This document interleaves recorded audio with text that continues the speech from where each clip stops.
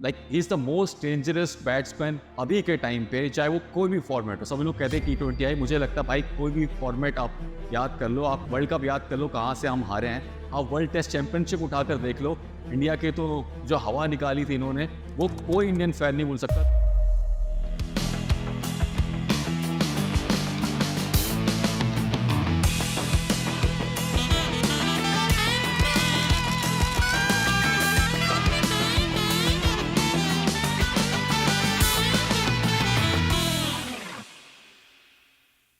Hello दोस्तों, स्वागत है आपका वन कप क्रिकेट पर। और आज हम जारी रखने वाले हैं एक सिलसिला जो हमने पिछले 2 हफ्तों में शुरू किया था।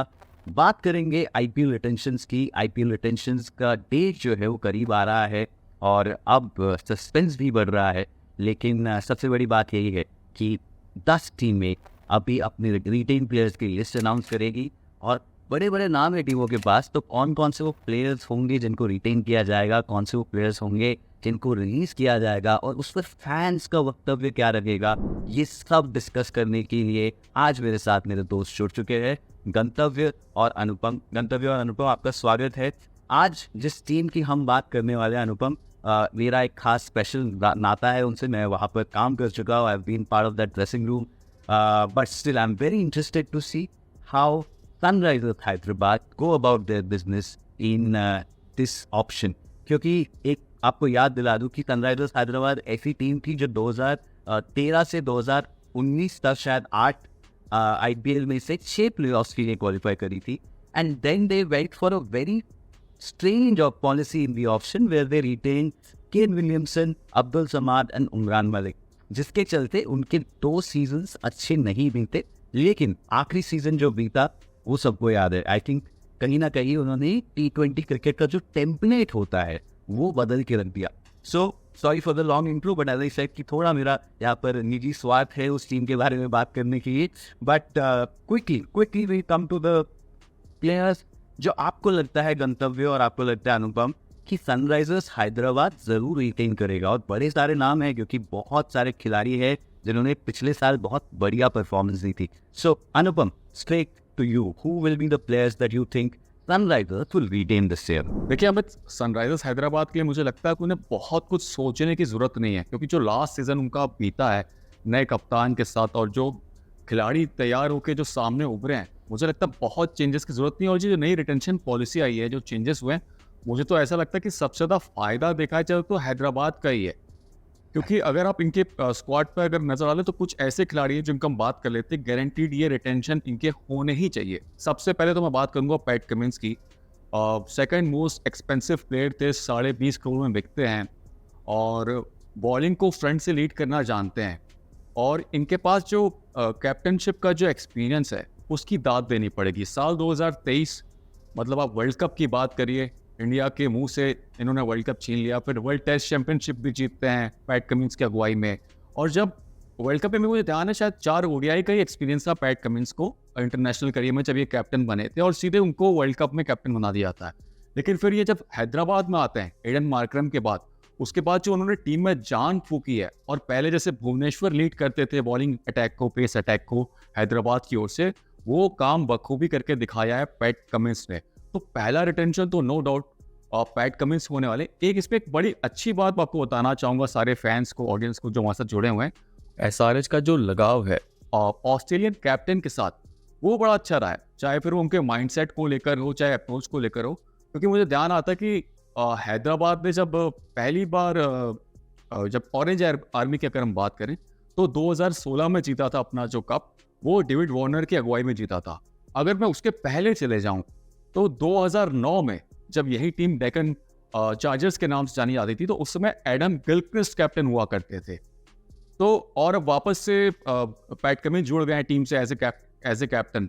तो मुझे तो नहीं लगता कि पैट कमिंस कहीं जाने वाले हैं। दूसरे खिलाड़ी नो डाउट ट्रेविस हेड होने वाले हैं, उनके जैसा like he is the most dangerous batsman अभी के टाइम पे, चाहे वो कोई भी फॉर्मेट हो। सभी लोग कहते हैं T20 आई, मुझे लगता है भाई कोई भी फॉर्मेट आप याद कर लो, आप वर्ल्ड कप याद कर लो कहाँ से हम हारे हैं, आप वर्ल्ड टेस्ट चैंपियनशिप उठाकर देख लो, इंडिया के तो जो हवा निकाली थी इन्होंने, वो कोई इंडियन फैन नहीं भूल सकता। तो वो भी जाने वाले हैं। साथ में एक जो अच्छा प्लेयर जो ओपनर मिला है हैदराबाद को जो उभर के आया है पिछले लास्ट सीजन में, वो है अभिषेक शर्मा, जो अब अनकैप तो नहीं रहे, लेकिन हाँ उन्हें मिस नहीं करने वाले, क्योंकि उन्होंने 16 मैच पे 484 रन बनाए थे और आई थिंक स्ट्राइक रेट भी उनका काफ़ी अच्छा 200 से ऊपर का रहा था। तो वो बड़ी अच्छी चीज़ है, क्योंकि अगर ये ऑक्शन में चले जाएंगे तो यही आपको जो है 12, 13, 15, 18, 20 कुछ भी इन पे लग सकता है, करोड़ों की बरसात भी हो सकती है, कोई डाउट नहीं है। और हेनरिक क्लासन जैसा फिनिशर, उसको मिस करना मतलब होगा कि आपने T20I का बेस्ट फिनिशर मिस कर दिया। तो ये 4 खिलाड़ी तो मेरे हिसाब से हैदराबाद को रिटेन करने ही चाहिए, और मुझे लगता है उन्हें ज़्यादा सोचने की जरूरत नहीं पड़ेगी। गंतव्य अनुपम के हिसाब से 4 खिलाड़ी पर आपको थोड़ा प्राइस भी देखना पड़ेगा। 18 करोड़, 14 करोड़, 11 करोड़, और 11 करोड़ पे अगर आप अभिषेक शर्मा को रिटेन करते हैं, सबसे बड़ा सवाल आता है कि क्या अभिषेक शर्मा रिटेन होना चाहेंगे यहाँ पे, क्योंकि उनके हिसाब से अगर देखा जाए तो अगर वो ऑप्शन में जाते हैं तो 11 से ज़्यादा उनको मिल सकता है, जिस तरह की उन्होंने प्रतिभा दिखाई है, जिस तरह का उन्होंने पोटेंशियल दिखाया है। और पोटेंशियल ही नहीं, उन्होंने पिछला सीजन जिस तरह से खेला है सबने देखा है कि वो क्या कर सकता है at the top of the order. Heinrich Klaasen again 18 crore, अगर उस हिसाब से जाए तो आप कह रहे हैं कि लगभग 61 करोड़ जो है ये टीम खर्च कर देगी अपने 3 कोर प्लेयर्स पर। गंतव्य आपका क्या यहाँ पर वक्तव्य है? आई थिंक हैदराबाद ऑलरेडी पहले गैम्बल कर चुकी है जैसे आपने कहा, और वो एकदम भी पे ऑफ नहीं किया था। राशिद खान जैसे नाम को, सारे बड़े टैलेंट्स को उन्होंने छोड़ दिया। उन्होंने ट्रस्ट किया 1-2 टैलेंट जो उन्होंने ढूंढे, और वो पे ऑफ नहीं किया। आई थिंक एक पिछली साल में जैसे उन्होंने फाइनल्स तक रन किया, उन्होंने आईपीएल की एक बदलती रग को पकड़ लिया था, क्योंकि उन्हें समझ में आ गया कि आईपीएल बैटिंग की ओर ज़्यादा बढ़ रहा है, इन द सेंस ज़्यादा एक्सप्लोसिव बैटिंग की ओर बढ़ रहा है, सबसे ज़्यादा highest power play strike rates हो रहे हैं, सारे हाईएस्ट स्कोर्स बन रहे हैं।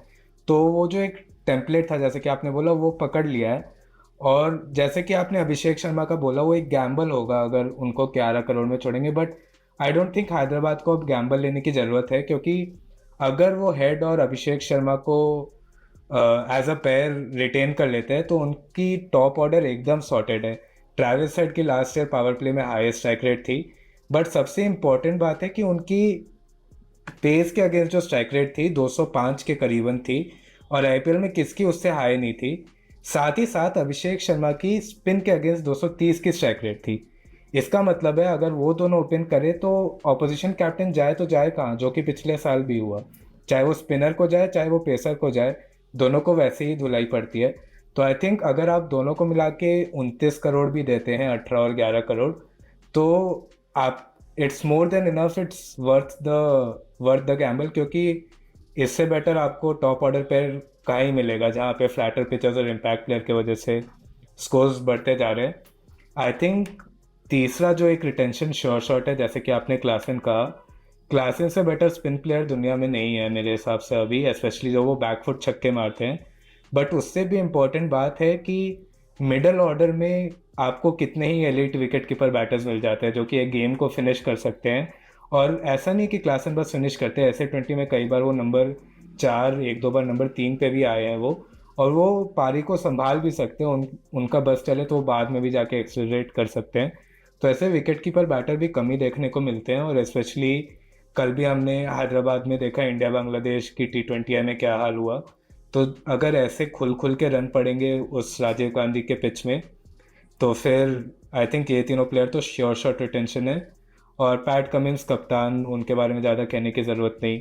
उनको बोला गया था वो T20 के बेस्ट बॉलर में से एक नहीं है, पर लास्ट ईयर उन्होंने प्रूव किया कि अगर ज़रूरत पड़े वो अपनी टीम के लिए बॉल के साथ भी स्टेप अप कर सकते हैं।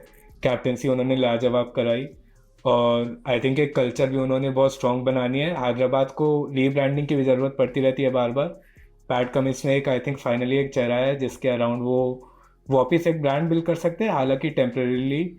उसके बाद शायद अभिषेक शर्मा जैसे किसी के ऊपर वो ब्रांड बनाना चाहे, बट अभी के लिए आई थिंक ये चारों सॉर्टेड है।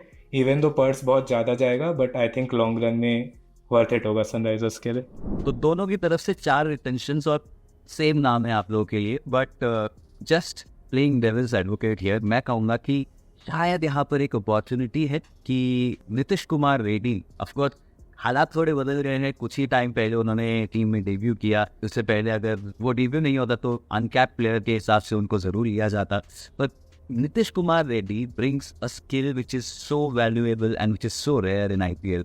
आपके पास वो स्किल के खिलाड़ी नहीं है, आपके पास वो जिस तरह का बैलेंस लाते हैं वो टीम में, वो शायद नहीं कोई और ला सकता है हार्दिक पांड्या, और at some level maybe Shivam Dube, but of course Shivam Dube is अब उस लेवल के मीडियम पेस गेंदबाज नहीं रहे हैं। तो मेरे हिसाब से देयर इज अ चांस कि नीतीश कुमार रेड्डी पर यहाँ पर दाव लगाए हैदराबाद। और हम पहले भी बात कर चुके हैं कि Nitish Kumar Reddy is it's just not कि वो अच्छी पारी खेलते पर वो तेज पारी खेलते हैं, हमने अभी 3-4 दिन पहले ही वो देखा।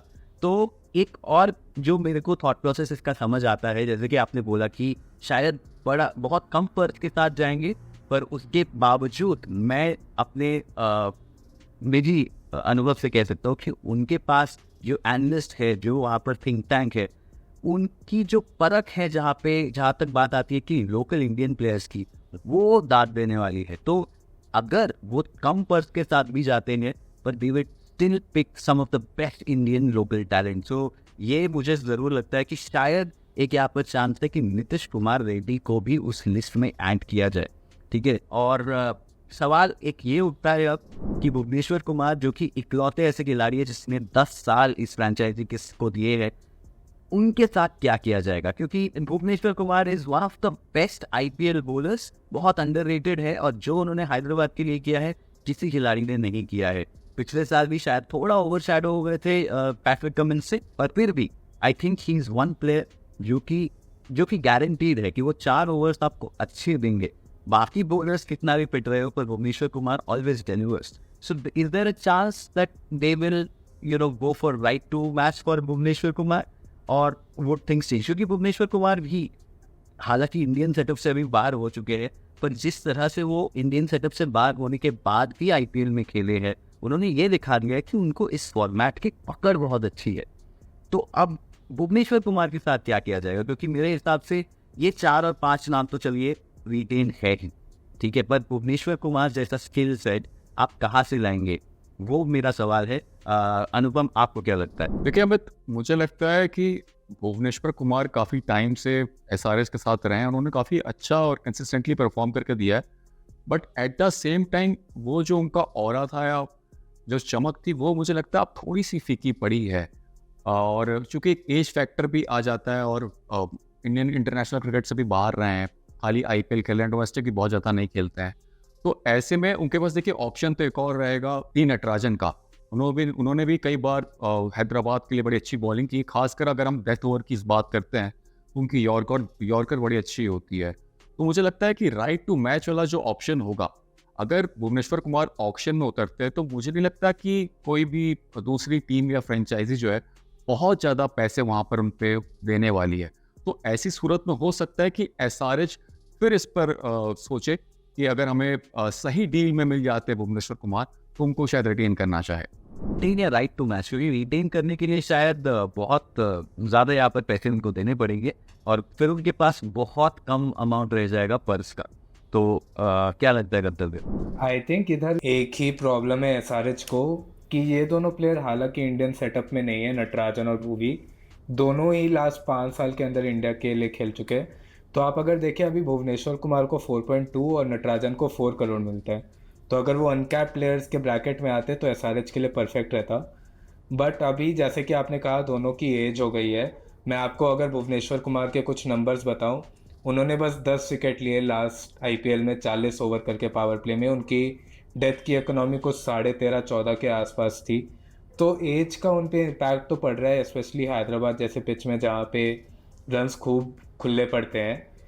नटराजन का भी वही है कि हालांकि उनकी यॉर्कर अच्छी है, बट वो किसी भी पर्टिकुलर फेस में एलीट बॉलर नहीं है। अगर वो आपके टीम में है तो वो अच्छा यूटिलिटी ऑप्शन ज़रूर हो सकते हैं, बट क्या वो इस लायक है कि आप उन्हें रिटेन करें? आई थिंक ये दोनों के लिए नए हैं। भुवनेश्वर एसआरएच के लिए बहुत क्रूशियल प्लेयर रहे लॉन्ग टर्म में, बट आई थिंक इस स्टोरी को यहाँ पे ख़त्म होने की नीड है। ठीक है, तो पर राइट टू मैच में ये दोनों प्लेयर्स आपको लगता है कि लिए जाएंगे एसआरएच द्वारा? क्योंकि जितना मुझे समझ आया है उस ड्रेसिंग रूम में भी होकर कि दोनों ही ऐसे खिलाड़ी हैं जो हैदराबाद को भी पता है कि ये पूरे साल इंडिया टीम में नहीं खेलते हैं, ये आईपीएल के लिए फिट रहते हैं। और आप देखिए, आप आंकड़े उठाकर तो ज़रूर देख सकते हैं। पिछले साल इस सीज़न नहीं, पिछले साल जब पूरी एसआरएच की बॉलिंग अटैक पिट रही थी, तब भुवनेश्वर कुमार उनके हाईएस्ट विकेट टेकर थे। इकोनॉमी भी शायद 7 साढ़े 7 ही थी।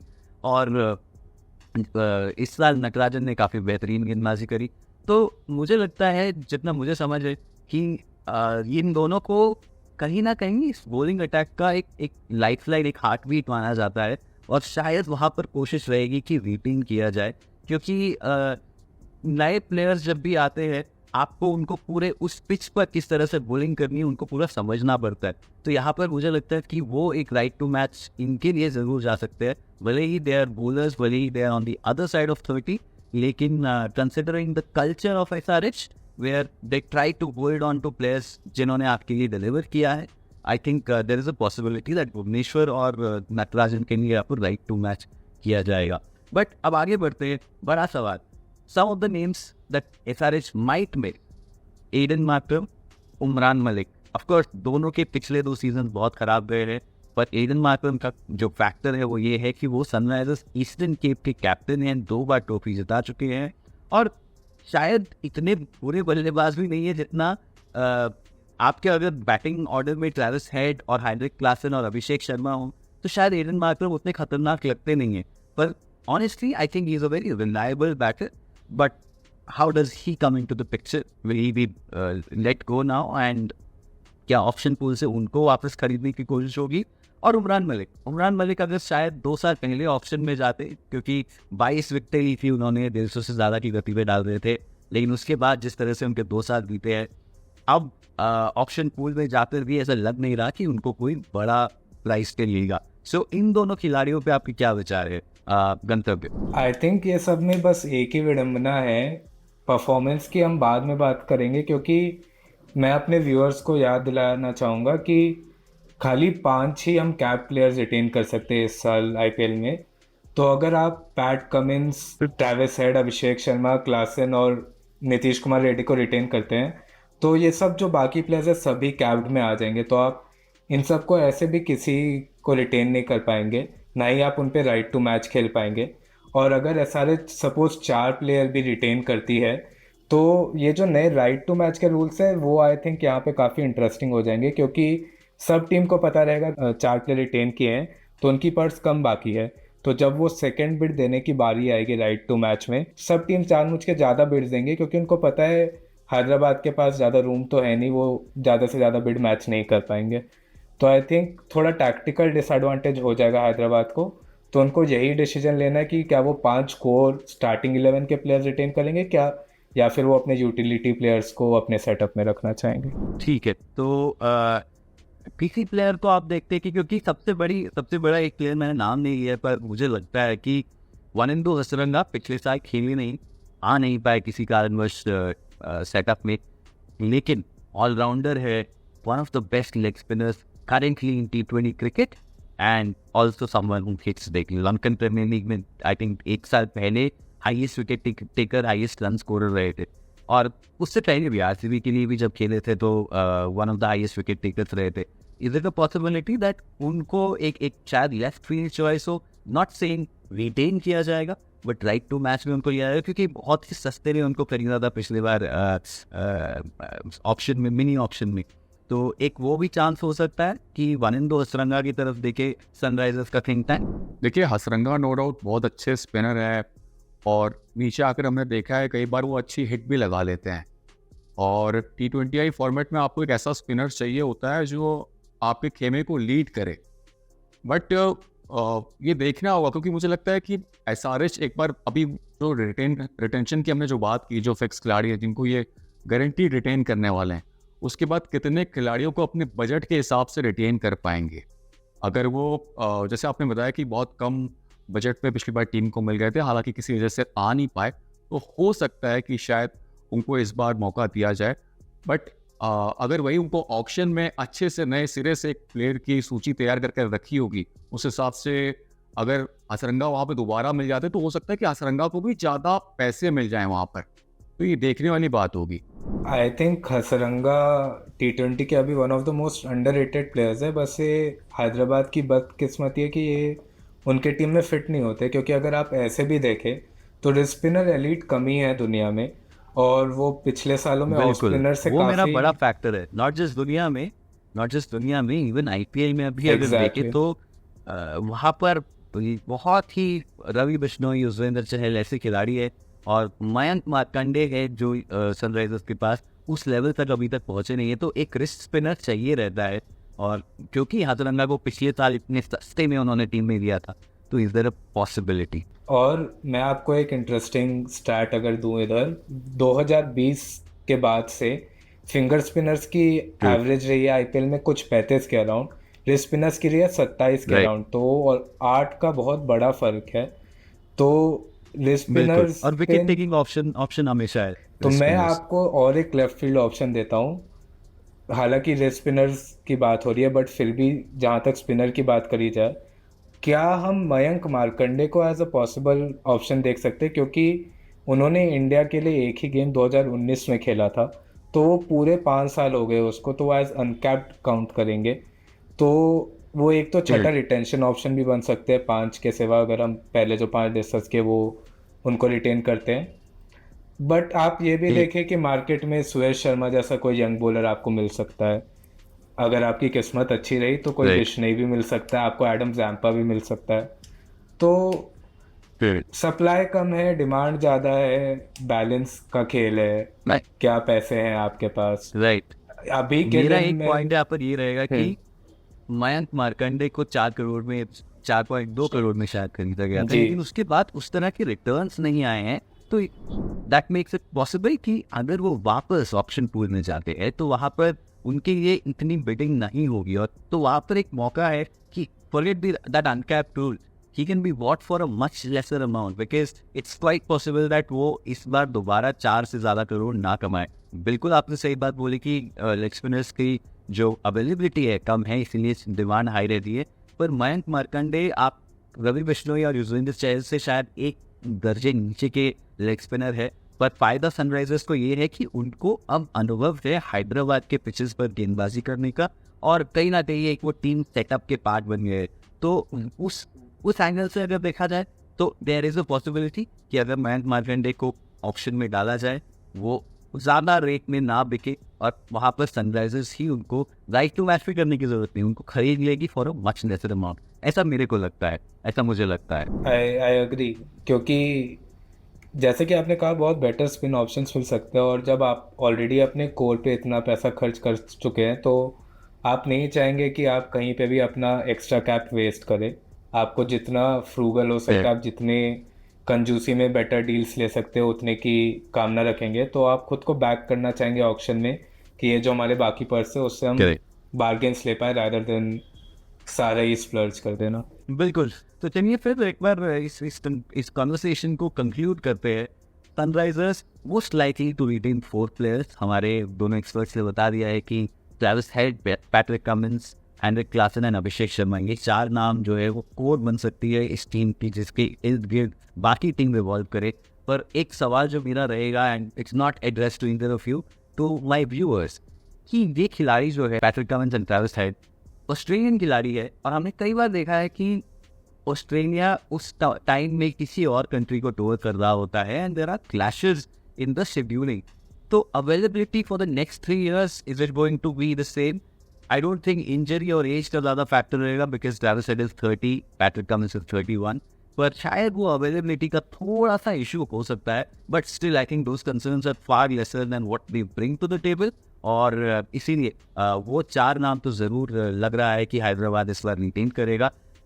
लेकिन बड़ा सवाल ये है कि जिस तरह से पिछले सीजन उन्होंने आईपीएल क्रिकेट को बोलते ना एक नई परिभाषा दी, क्या वो कंटिन्यू कर पाएंगे? और शायद वो कंटिन्यू करने के लिए पैट्रिक कमिंस का वहाँ पर होना बहुत ज़रूरी है। और एक ब्रांड की जो आपने बात करी गंतव्य, वो भी मुझे लगता है बहुत इंपॉर्टेंट है कि डेविड वार्नर के जाने के बाद वो ब्रांड नहीं बना पा रहे थे। केन विलियमसन को भी जाने दिया, there was nobody to build that brand around. लेकिन अब जिस तरह से ट्रैविस हेड और अभिषेक शर्मा पिछले साल खेले हैं, वो in itself has become a brand of cricket. So great points there, and I think that is how it is going to be for Hyderabad. लेकिन मैं एक्चुअली मानता हूँ कि जिस तरह से उन्होंने पिछले साल परफॉर्म किया, उसको रिपीट करना बहुत मुश्किल होगा। And as I said earlier also, कि there is a possibility that Sunrisers would pick some very obscure players, but do check them out. They would be some of the best Indian talent available. Thank you गंतव्य और अनुपम इस conversation में मेरे साथ जुड़ने के लिए। बहुत दिलचस्प रहने वाले हैं आने वाले हफ्ते, और फिर से हम मिलेंगे आपसे और लाएंगे हमारा व्यू पॉइंट, हमारे opinions about this IPL retention, and we'll be back with another episode discussing another team. Thank you.